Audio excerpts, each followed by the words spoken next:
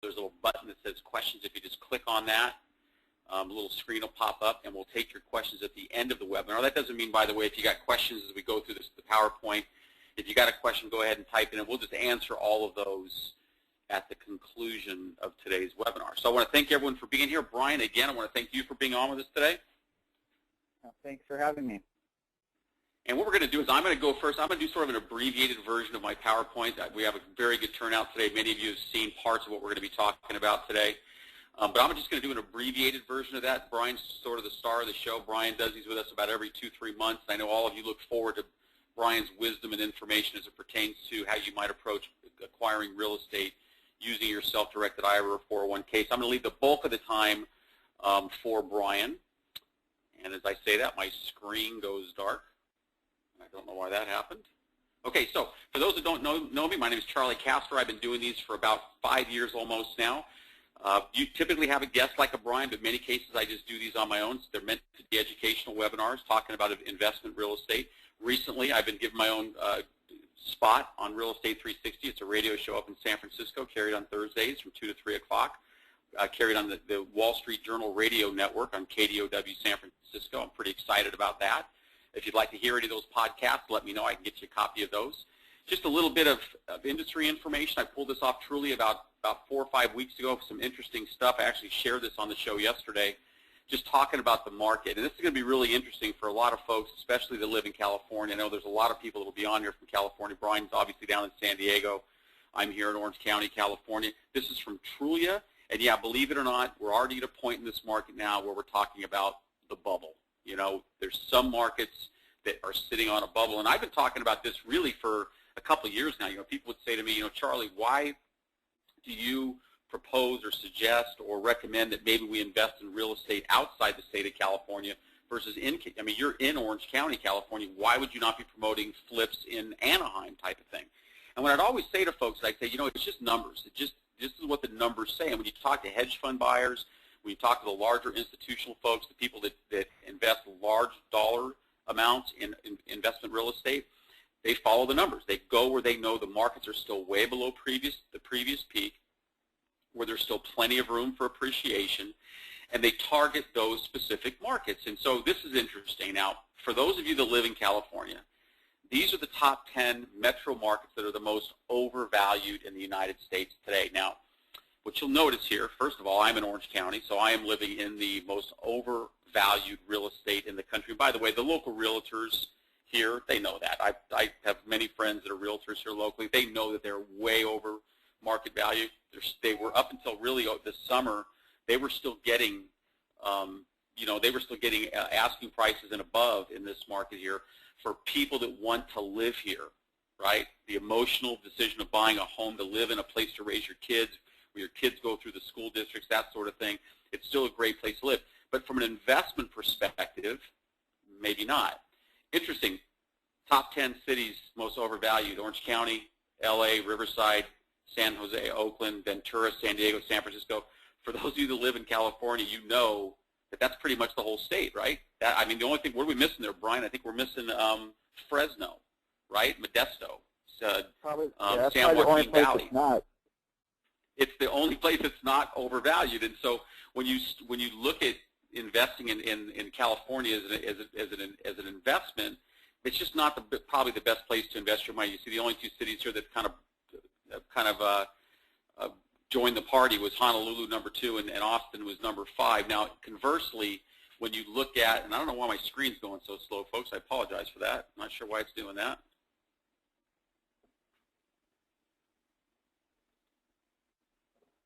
Do not know why it's doing that. Okay.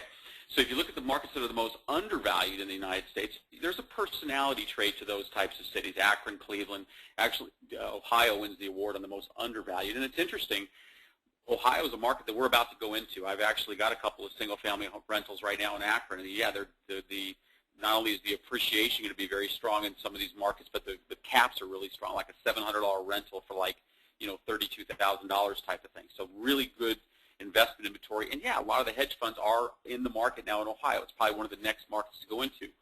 Why? Because somebody looked at this and they said, look at Akron, Cleveland, Dayton, Toledo, all 4 markets, major markets in the Ohio area, are all undervalued by as much as 20%. But you look at some of the other markets, some of these we're in, and many of you know this. We know that we're in Memphis, Tennessee, and that we're in Chicago, and that we're in Detroit. We've been in Toledo for a little while. Matter of fact, one of our better wholesale. These are the kinds of numbers that folks look at. I'm talking about people that analyze the investment market. These are the kinds of numbers that they look closely at when they're determining a market to go into, is where is there room for growth? And I'm not talking about growth in terms of number of houses. I'm talking about growth in terms of I can buy it for this, and it's going to continue to appreciate over the next 5 years back to the previous peak, and it's going to bring me here. And those are the sorts of numbers that people are looking at. And so what do we know about the market today? Well, we know that the market's rebounded, and we know that large investors continue to buy. And I do get asked all the time, you know, did I miss the boat? You know, is it too late to get in? And I've been saying all year, right, there's many familiar faces on today's webinar. You know that in January, February, I focused solely on what the market did in 2013 and where we thought it might be going in 2014. And one of the things that I consistently said was that I believe this is going to be the best year to make an investment in real estate. And that is my iPhone, folks. And I apologize, I did not turn off my ringer, so I'll do that right now. But we knew that this was going to be a great year to buy, and we knew that simply because what all the indicators pointed to. I quoted a lot out of Forbes and Fortune magazine, Entrepreneur magazine, and everything that I read would point to the fact this may be the best year to consider investing in single-family homes. There's a lot of reasons for that. I won't have time to get into today. Maybe give me a call. We can go into some detail about why we believe that is. And we've seen that as we've entered the front end of this year. Well, front end of this year, we're already to September, so we're 3/4 of the way through the year. I saw this article about 3 weeks ago in Entrepreneur magazine, written by Brenton Hayden, who's the founder of Renters Warehouse. And I saw this article, and it caught my eye, and I'll tell you why it caught my eye. 5 reasons real estate is once again a prudent investment. And what stuck out to me, well, was once again, was it ever not? I mean, most people over the course of the last 25 years, really, when they look at their investment portfolio, real estate always would take up some part of that investment portfolio, right? I mean, a couple of years ago, Warren Buffett purchased Prudential Real Estate. So why was it once again? And it actually was very, very interesting. So what I'm going to do is I'm going to go through Brenton's 5 reasons why this is once again a prudent time to invest in real estate. First thing he says is don't miss the lucrative bottom bounce. Now, this even surprised me at first because in some markets you go, well, no, the bottom bounce was in 2008, 9, and 10, right?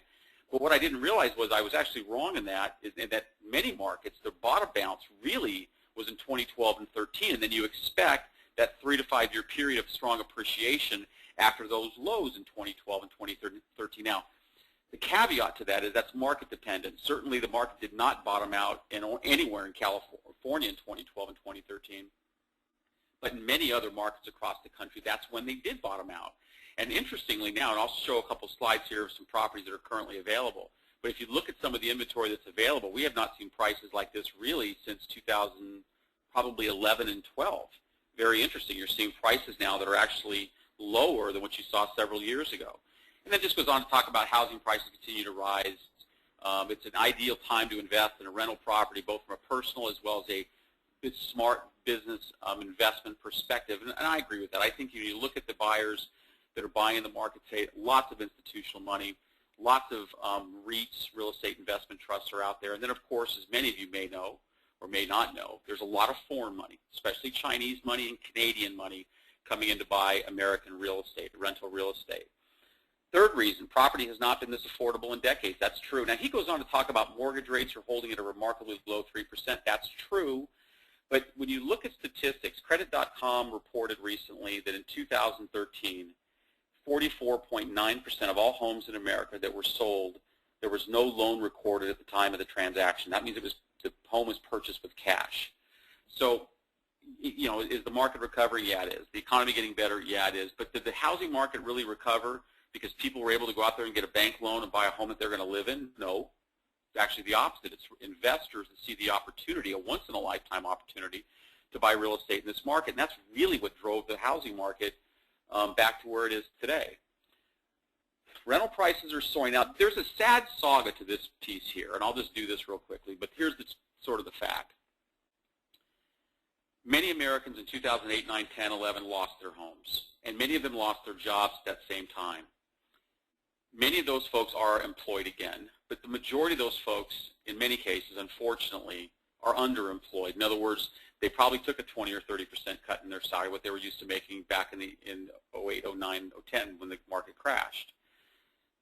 Consequently, the result from that is you have, unfortunately, a population of Americans that buying a home is not, it's just not obtainable for them anymore. So therefore, you have this robust rental market. And that's true, and he writes about this in detail. I of course, paraphrased some of this for brevity. But he wrote about this, and it's true. There's just, because of the financial crash, the dream of home ownership for many Americans is a distant memory. And so it's driving the rental market. Now, Jonathan Gray, who's the CEO of Blackstone being the largest owner of single-family homes in the United States with 48,000 homes, recently said that their occupancy rate is 94%. So that gives you a pretty good idea. Now, interesting, one thing about this I want to point out, hedge funds have recently changed their buying criteria to only wanting short-term leases. Now, that's interesting because if you went to a hedge fund a year ago and said, hey, I got a property, here it is, it's under market value, it's got all the characteristics you're looking for, and I got a 2-year lease with a tenant, they'd say, grand.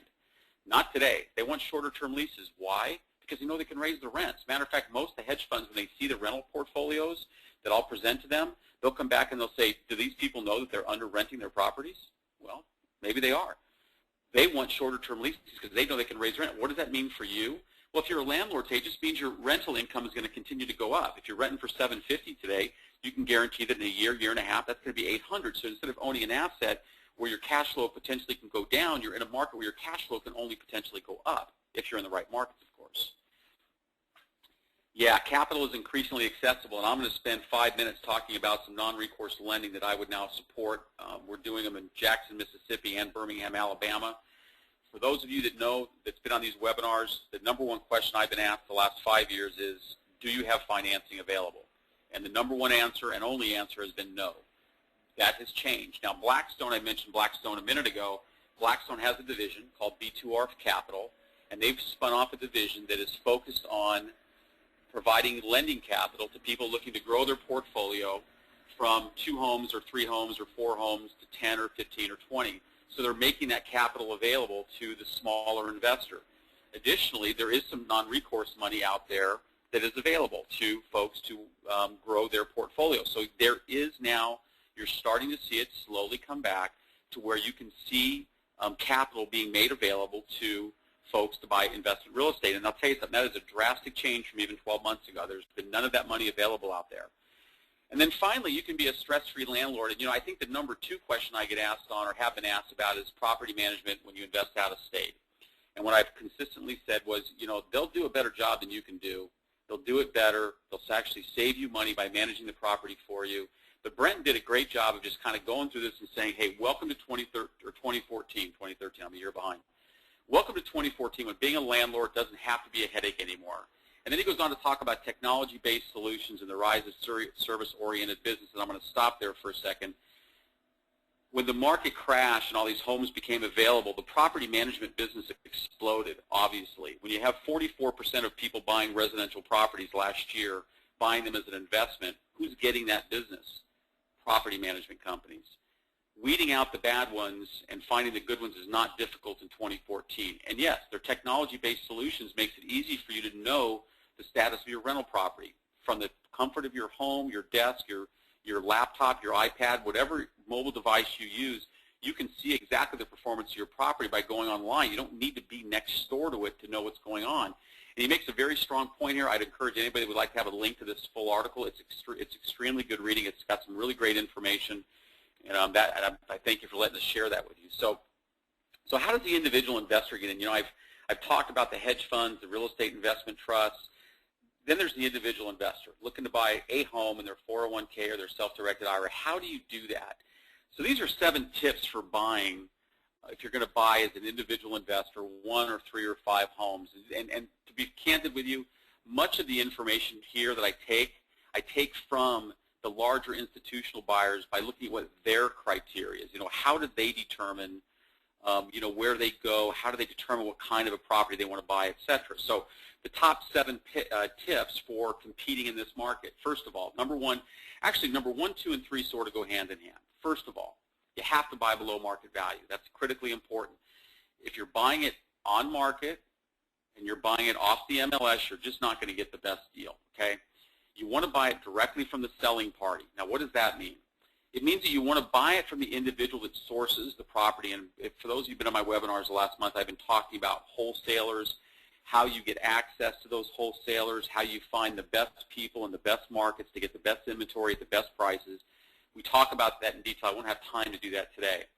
But you want to buy below market value. You want to buy direct from the selling party. You don't want people layered into the middle of your deals. And I'll give you an example of that. If you stay up late at night, you can see all kinds of infomercials on buying real estate. These things are exciting. There's lots of people in the room. I know what they're selling because I help sell them the inventory that they resell to their customers. And I know that what they buy through my wholesalers for $35,000 or $40,000, they then sell to a consumer for $50,000 or $60,000. You don't want to do that. You don't need to do that. You can buy it directly from the selling party. You can buy it off market. You want to look for both year-on-year appreciation and ROI. What does that mean? It means you want to buy in a market that's going up in value, so you're getting appreciation every year. And you want to buy with a yearly return on your investment of at least 12%. Now, you can get up to 16, 17, 18% if you buy right. And I can talk to you about that one-on-one if you like. But you can get even better caps than that.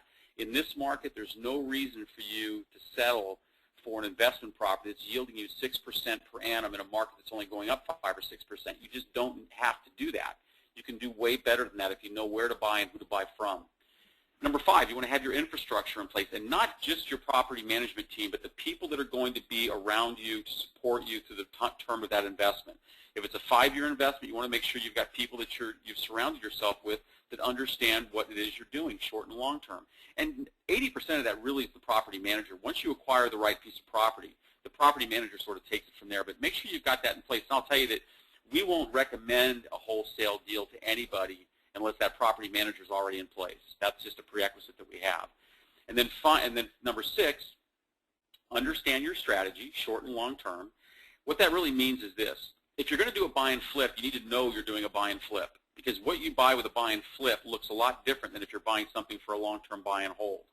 So if you don't understand what your strategy is, you're probably not going to buy the best property. But if you call me after this webinar and say, Charlie, I'm interested in doing something with my 401k, the first question I'm going to ask you is, well, what's your strategy? What do you want to do? Or you want to do it 3 years, 5 years, 10 years? When do you want to retire? When do you want to liquidate the asset? What do you want to get out of it? You looking for a good rate of return in an appreciating market? How much are you liquidating? You've got $50,000 to invest, $100,000. Knowing your strategy is important. And by the way, that's the first thing that the hedge fund guy does when he goes into a market. They know exactly what they're going to buy before they get there.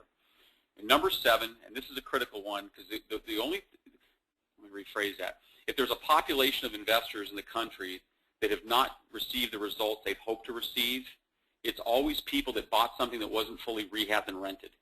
If it's not fully rehabbed and rented, then there's potential problems in that, because you may get hit with costs that you didn't see coming. I suggest fully rehabbed and rented. Tenant in place, new lease in your hand, newly renovated, everything's finished, you got a warranty on the property, you know what you've bought.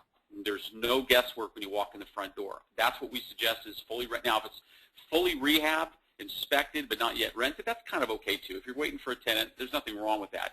But in a perfect world, it's got a tenant already installed. Now, what we've recently done is, and Brian, since the last time we've talked, we've started a website called Income Property HQ, which is just it's a wholesaler's marketplace is what it is. It's a place that folks can go to profile their properties. They get asked all the time, can I put my inventory up there? And the answer is absolutely you can. We drive people to that website using the webinars, social media, that sort of thing. But it's a place for people to go to get inventory, look at inventory, without going through those specialized groups that are going to mark it up a bunch of money just because they're the specialized group and they're going to mark it up a bunch of money. So these are some of the markets that we're in. Now, we are in these markets for all the obvious reasons. We're in these markets because the hedge fund guys are in these markets too. And, of course, that tells us 2 things. Number 1, you've always got an outlet to sell your property if there's a hedge fund there. So that's advantage number 1. And number 2, we know that, well, if they went there, there's a reason that they went there. They did the research, and they know that's a good market to be in. So those are the markets that we tend to focus in. Jackson, Mississippi is new. I'm going to profile a couple of Jackson properties here. But Jackson's an area, a market where we've got 2 hedge fund buyers that will be going in there beginning probably first part of October to the middle of November, sometime in that window. So we know we've got hedge funds going in there, so we're setting up shop there. We've made some associations with some good wholesalers there, and so we're setting up shop there. But if you notice, these are the kinds of markets that you saw on that list of the 10 most undervalued markets in the United States. Now, I'll do some non-recourse lending real quick, and then we're going to turn it over to Brian. There is non-recourse lending available now. You need to contact me for more details. I won't have time to go through all the details, but to give you an example, there are lenders in certain markets that will loan 50% of the money down. They'll charge you a 5% origination fee, which is very reasonable. It's a 9% interest-only loan for 5 years. I'll explain that in a couple slides. You got to have your home in an LLC or a 401k, self-directed IRA. There's good reasons for that Brian can probably speak to and tell you why that's a good idea. To qualify, you don't really need to qualify. It's an asset-based loan. So these non-recourse lenders are not loaning based on your FICO score, your credit score, your income level, none of that stuff. It's just really just about the asset. The lender will verify that the asset, the house that you're going to buy, is worth more than what you're paying for it. So he knows he's going into a partnership with you that's going to prove to be beneficial both long and short term for both you and for the lender. So some of this money is now available, and you can see what it sort of does in a property like this, which is in Jackson, a $47,000 property, renting for $725,000. You see the taxes, insurance. So it's got a 14% rate of return. You can put $23,000 down on that property. You pay a loan origination fee. You got a monthly payment of $200 a month on that 9% interest-only loan. So you're netting $368 a month on a $24,000 down payment. That's a 17% almost return on your money. So non-recourse lending is lending a whole new perspective on buying real estate and a whole new opportunity in buying real estate. And these, by the way, when I talk about homes being done, this is what I mean by done. I mean done, like finished done. That's what you want to be looking at buying, regardless of whether you buy from a wholesaler we'd refer you to or whether you buy it on your own. It should be finished, done. These are before rental pictures. These homes are all rented now. So same type of thing here, rent $750, property selling at $49.9. You can put $22,000 down on that property. Got a $187 a month interest payment. You're netting $367 a month, so your net cash flow, your net ROI rather, is 15% per month on a $23,000 investment that you'll have a balloon payment on in 4 years. I get that part, and I'll tell you how that works just in a couple of slides. And again, I just show these two to give you an idea, just to give you a sense of what a newly rehabbed house should look like. Okay, now we're going to shift to Birmingham. I got a couple houses in Birmingham, but same type of thing. On a non-recourse loan, they're asking $51.9 on the property. They got an ROI of 13.6. Down payment of $25,000 gets you into that property. Points $1297, interest is $194. So your net cash flow on something like that thing is almost $400 a month. That's an 18% rate of return on your investment. And again, that's completely done. Now, the question that you have is, what do you do at the end of 5 years? I have a 9% interest-only loan for 5 years. At 5 years, I have to sell it. I understand that. Every person I've spoken to that participated in these non-recourse loans, they did the same thing. What they're doing is they're going to sell the property at the end of 5 years. So what I did was I calculated the St. Charles property I just did at a conservative 5% per year appreciation. Now, Birmingham's going up anywhere from 7 to 12% per year, but I'm just using 5%. So you buy it for $49.9, excuse me. You sell it at $63,000 in 2019. You pay off the loan amount of $25,000. You got a balance of $38,000 left. You get all your $25,000 back. Plus you earn $13,000 in appreciation over 5 years, and you had $400 a month in rental income. So you had $24,000. So your $25,000 investment netted you $37,000 in profit over 5 years. So non-recourse lending is available now. It's an absolute something to look into. You can use that with your 401k. I can talk to you about that offline. I just got one more here I want to show. That's because I specialed it, and somebody asked me if I'd put a picture up on the screen. I just sent this one out as an advert, as a profile property. It's very rare that I get an $800 rental that's less than $50,000. For those of you that have been around a while, you know what I'm talking about. Typically, an $800 rental sells in the mid-50s. This property here is going for $45,700. Zillow has it at $75,000, and it's offered at $45,000. That's with an $800 rental. It's almost a 14% cap rate on that property, and that was a mouthful in 30 minutes or less. So I'm going to leave my contact information up here for a few minutes. If you want to give me a call, give me a shout. I'll put this back up here in a few minutes as well. I'm going to turn it over to Brian, so I'm going to change presenters now, so let's hope we don't mess this up. Brian, I'm making you the presenter so you can see your screen. As Brian's pulling that up. I can hear you good, Brian? Good, good. Well, thanks for the info. It's nice to see you guys in some different markets and still in other markets. But, well, thanks, Charlie. Again, this is Brian Davis with Accuplan. Little disclaimer before I get started here. All the legal department makes me say these types of things. Accuplan, we're a third-party administrator. We can't provide any investment advice or endorse any products. All information given is for educational purposes only, so please contact your financial advisors and CPAs before entering into any type of investment. Now, with all that big mouthful said, again, let me introduce myself to those of you who might not know me. Brian Davis with Accuplan Benefit Services. We're a self-directed IRA administrator, and we have our own trust company called American Estate and Trust out of Las Vegas, which is what allows us to be an IRA custodian. So we help people that want to invest in alternative assets, mostly real estate and notes and other non-traditional investments. My background a little bit, I've been in the self-directed IRA space now for over 5 years. I've been in real estate in one shape or another for over a dozen years. My parents are rice farmers up in Northern California. I got out of there fast. The property values there haven't gone too high, as Charlie was saying. I went to school at UC Santa Barbara, which is just northwest of LA. And I made my way down here after I graduated college and got into the loan business. In 2007, I was in a builder division doing subprime loans here in San Diego, and both of those things went away all at once in the middle of 2007. Well, after trying to figure out what my next move was, I did insurance and annuities for a year or two before I said, you know, I really kind of want to work my way back into real estate.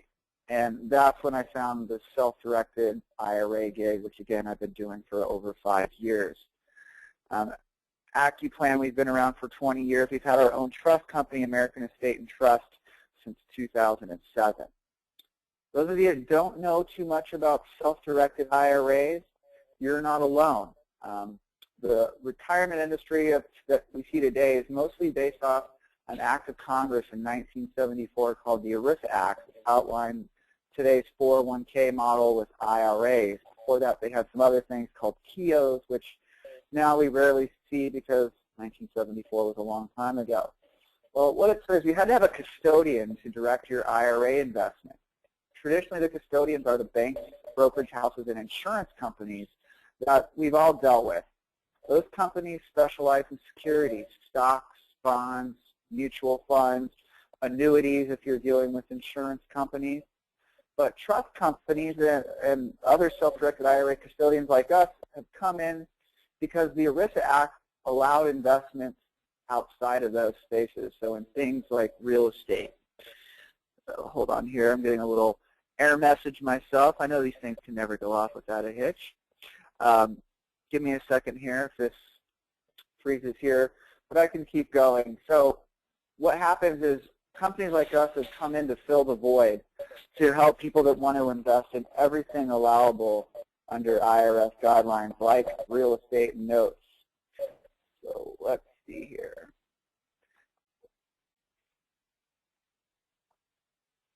All right, I'm back in business. So a lot of people don't know about this, but that has been changing for the last 5+ years. There's been over, this is in 2010, there's over $5 trillion, or just about $5 trillion in just IRA assets. This does not include 401k plans.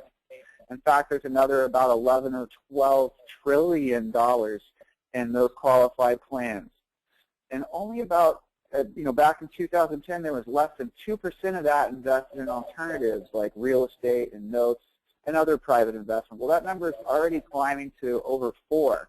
And the reason is, when the stock market, it hit kind of later than the real estate market crashing here, at least in Southern California. That was more 2008, 2009.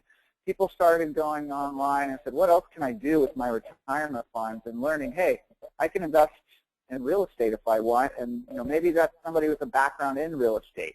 So a lot of people on this call have backgrounds in real estate. So why not be able to take those retirement dollars and invest in what you know best? If you remember Mitt Romney running for president a few years back, it came out that he had a self-directed IRA worth over $100 million.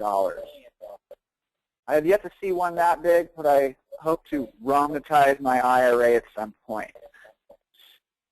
So here's what we're seeing at Accuplan. We're mostly seeing people invest in real estate, notes, private companies, private placements you might hear. You might hear crowdfunding. That's going to be a big thing for self-directed IRAs, and precious metals.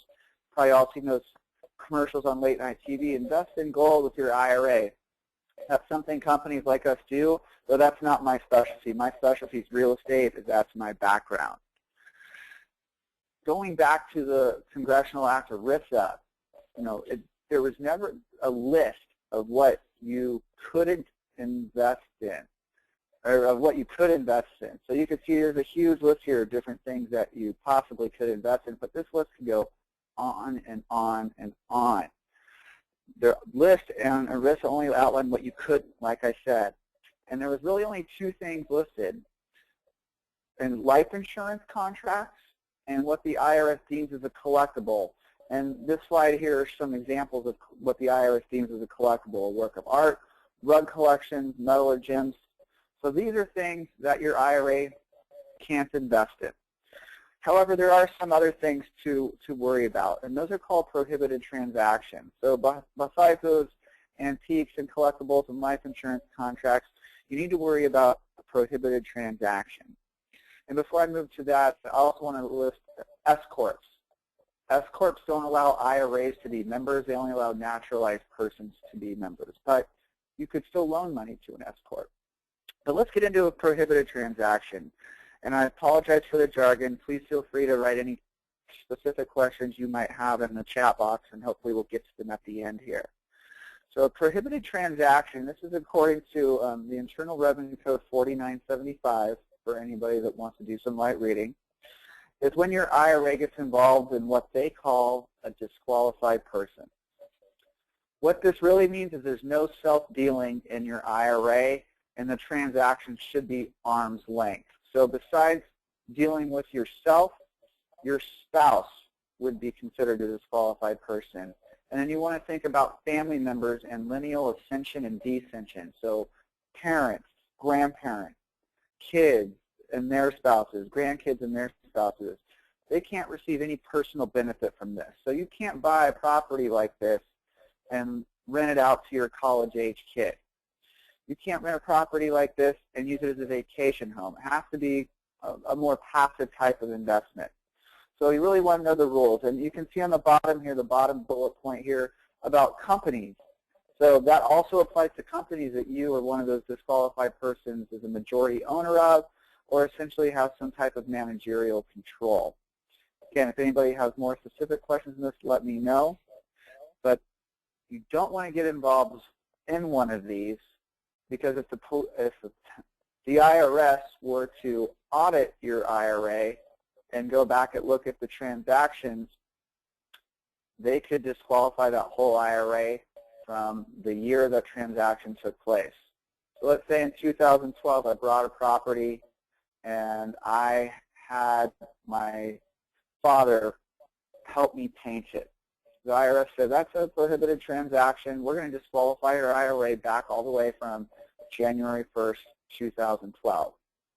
That could have a huge tax consequence on me, probably some back taxes from 2012, plus now all the returns that have happened in that retirement plan would be taxed, because that would be now my personal income. So you really don't want to mess with the IRS on this if you can help it. This on a webinar, I've had mixed people giving mixed feelings on how this slide works. Everybody probably remembers the game Deal or No Deal from a few years back on NBC. So let's try to play this with the prohibited transaction rules. Could your IRA lend yourself $10,000? Deal or no deal? That one would be no deal. You can't lend yourself money. That's self-dealing. Now people come in, well, my 401k plan, I can lend myself money. Yes, you can out of a 401k plan, but that's a different animal. And we have a solo 401k plan. I'll talk about that, where you actually can loan yourself money out of that as a plan participant. But in an IRA, that is not allowed. What about your brother? Can you loan your brother $10,000? Deal or no deal? The answer to this, on the face of things, is deal. That's fine. Now, what you can't do is lend your brother $10,000 out of your IRA and then have him turn around and just give it over to you. the IRS said, oh, you're just trying to circumvent the rules. So you really do want to avoid trying to circumvent the rules. Now, what about your stepson? Deal or no deal? This one's deal. If it was your son, it would be no deal, and the IRS in its infinite wisdom said stepchildren, that doesn't follow under that direct path up and down. Not sure why, but rules are the rules. What about your daughter-in-law? Could you lend her the $10,000? Deal or no deal? That one's no deal. Your children or their spouses. So again, it can get a little bit complex, and that's what we're here for, your first line of defense. I get called every day, Brian, can I do this with my retirement plan? I'm looking to do this. Do you see anything wrong here? And I can at least point out red flags. I'm not an attorney on this, so sometimes it gets a little hairier. You might have to talk to somebody with a little bit more expertise. So I can at least look and see if there's any red flags there. So let's get back to the fun side of things since we talked about the negatives there. How do I put money in a self-directed IRA? Well, there's a couple ways to do it. So self-directed is really a marketing term, meaning we allow you to invest your IRA in what you see fit. So we have traditional IRAs, Roth IRAs, SEP IRAs. We talked about the solo 401k. So you can open up an IRA with us and transfer your funds over from one custodian over to us. So then you can go invest in real estate or something to that effect. So if you have like an IRA at a brokerage house, just open up an IRA here and we'll transfer the funds over. There's no tax consequence for doing so. If your funds are in an old employer plan like a 401k or 403b, you'll want to contact them and do a direct rollover so there's no tax consequences. If you have them just give the money to you yourself in your name, they'll automatically take out 20%. I've never seen somebody actually do this. The companies generally know not to do that. So, but you just want to know to request a direct rollover. The question I get here is, what about my current retirement plan? Can I do a direct rollover with that? The answer to that is maybe. Some plans, your funds are stuck in the plan until you leave the plan or at minimum or are 59.5. Other plans do allow for what's called an in-service rollover.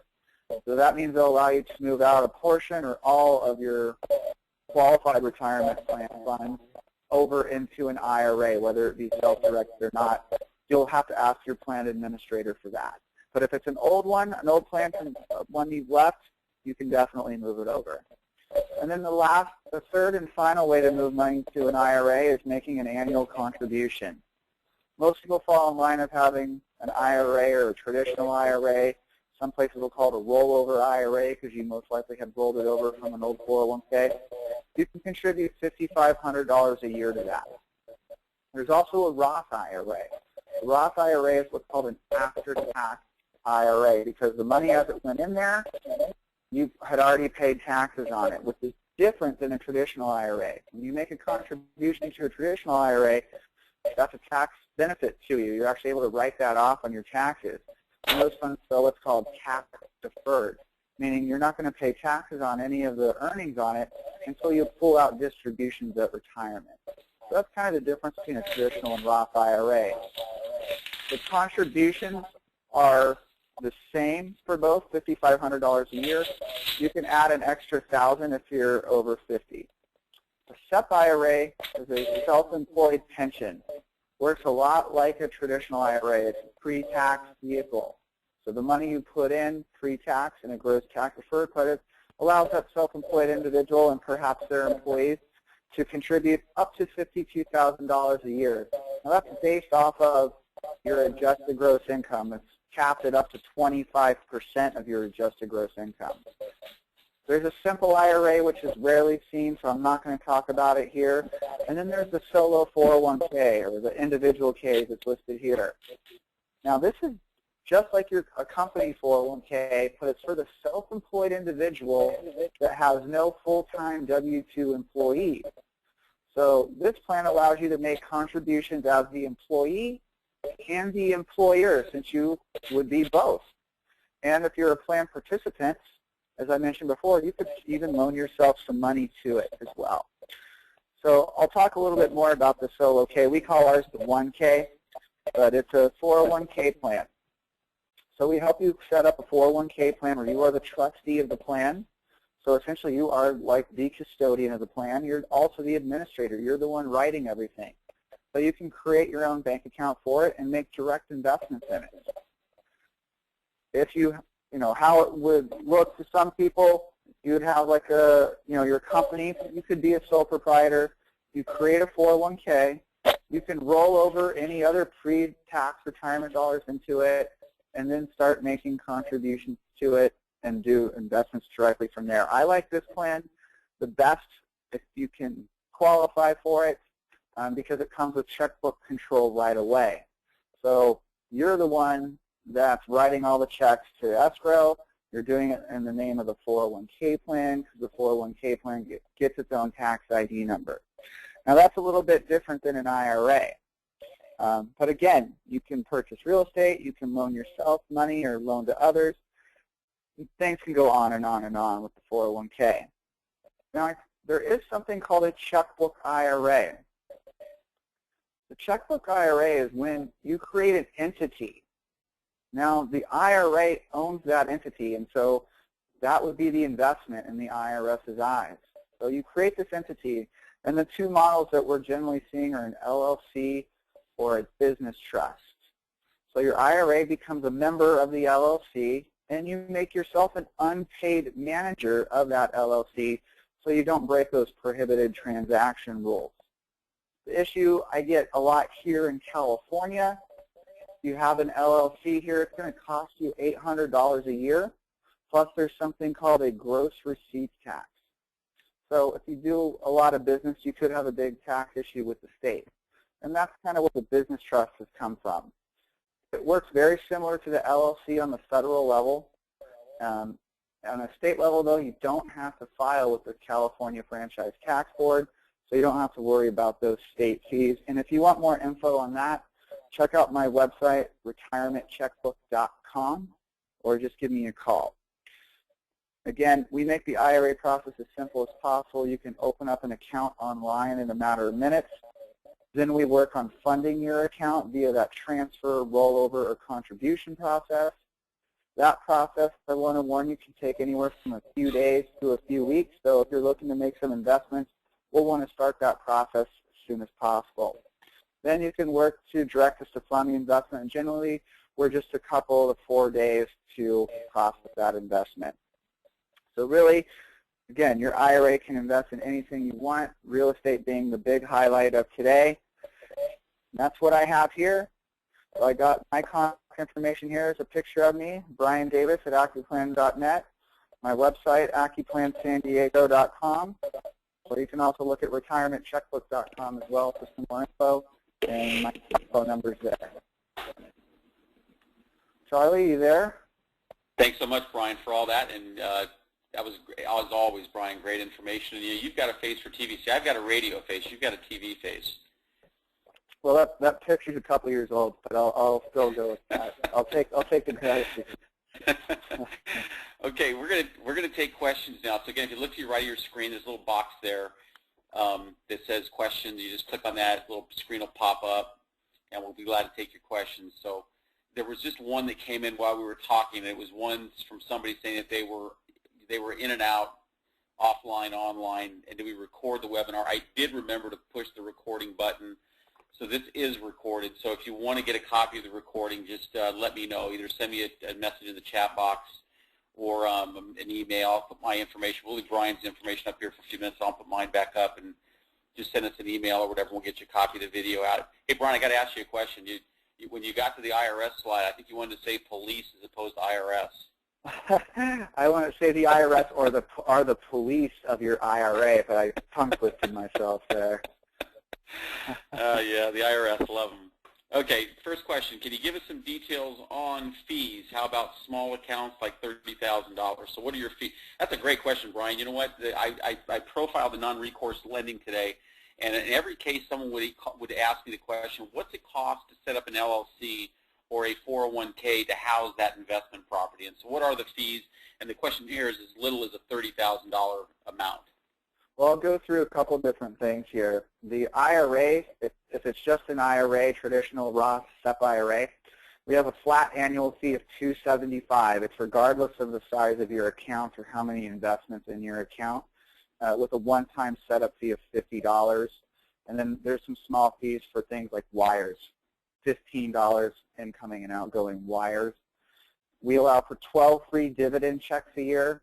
Once we start having to touch a file more than 12 times, we start charging for dividend checks of $10 per after the 12. And if anybody has questions on that, email me. I can send you our fee schedule, or go to my website. I have the fee schedule in the Docs tab on the Accuplan San Diego site. Okay, just do that again, because that's really, and I want to make sure I remember this myself. So to set up a 401k. So the IRA, I'll do the IRA is $275, $50 setup fee. That's the basics.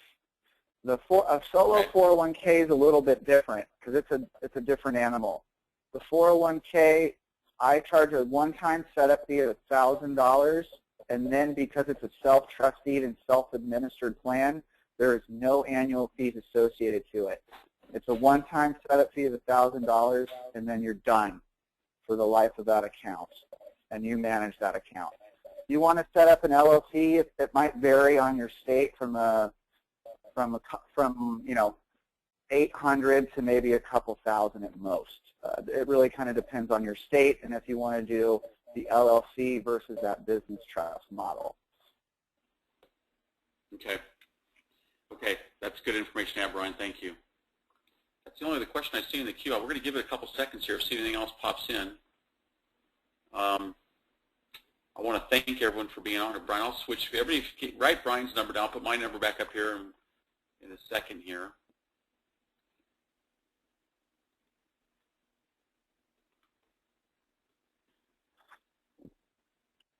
And let's see if any questions came in here.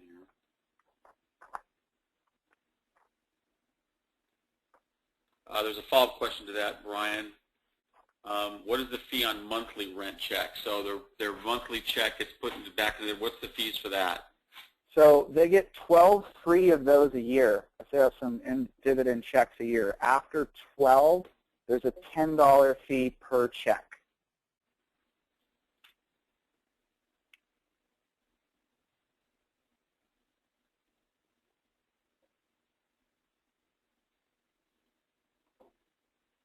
Okay, I got one more question that came in here. Hang on one second. Let me get to it real quick. One says okay, so that answered that question. The next question is, are the prices that you had on the screen firm? Never. This is real estate. You can make offers. As a matter of fact, I have an offer on one of the St. Charles Court property. Has an offer on it now. I don't think it'll be accepted because it was too low, but no, in real estate, you should make offers. I would not encourage anybody to, whether it be through anybody I may refer you to or through anybody you may deal with on your own, but the real estate business is a business where people negotiate daily, whether it's a large buyer or a small buyer. You know, I mean, they typically there's an asking price, then there's an offer, then there's a counter, and maybe another counter. That's very, very, very, very typical. So no price is written. I mean, some prices there's more latitude on some than others for sure, but there's always some room to play a little bit at least. And I think that's all the questions. If that's all the questions we've got, and I don't see another one pop in here, we'll bug off. Hey, Brian, thanks so much for doing this. Thank you. It was nice. I can't wait to do another one in a couple months.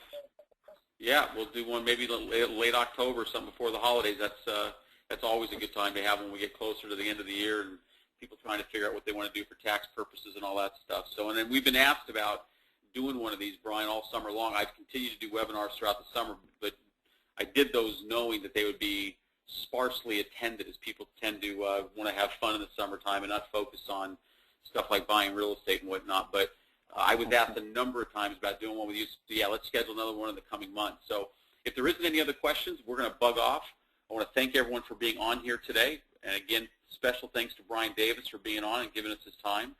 The webinar was recorded. If you want a copy of it, get in touch with us. And we'd love to talk to you. So with that, thanks very much, everybody, and have a great day.